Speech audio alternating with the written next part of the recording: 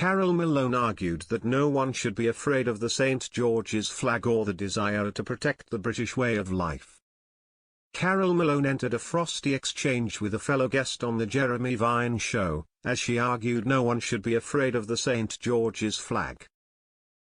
The journalist was in a debate with presenter Gavin Ramjaun on the Channel 5 programme about whether people are feeling intimidated by the English flag. It comes after St. George's flags are reportedly creating no-go zones for NHS staff, with health leaders claiming that some are facing frequent abuse. Staff reportedly feel intimidated by the presence of flags across the country, according to several chief executives and leaders of NHS trusts. A poll of senior managers revealed that 45% were extremely concerned about discrimination towards NHS staff from patients and the public, whilst 33% were moderately concerned.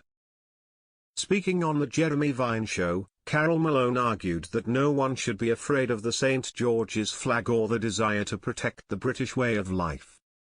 She said, "The reason for the upsurge in the national flag is that in this multicultural country that we now live in, many British people are made to feel that our culture is divisive and offensive to people. It's to do with British people being told that their culture is offensive." Gavin argued that there is something loaded onto the flag, to which Carole shot back, "No, there isn't." Gavin then said that the vibe has changed and that in some areas people feel a certain way. A growing number of St. George's and Union Jack flags have been going up in cities, villages, and towns in recent months. Earlier this year, readers of the Daily Express had their say over whether they think the St. George's flag is racist or not. The Express issued a poll on Saturday, August 23, asking for views following Dorset Council leader Nick Allen's suggestion that a campaign to fly Union and England flags had been exploited by some far-right groups.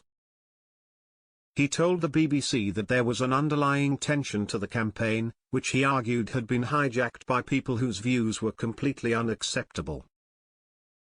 In total, 12,795 votes were cast in the Express poll.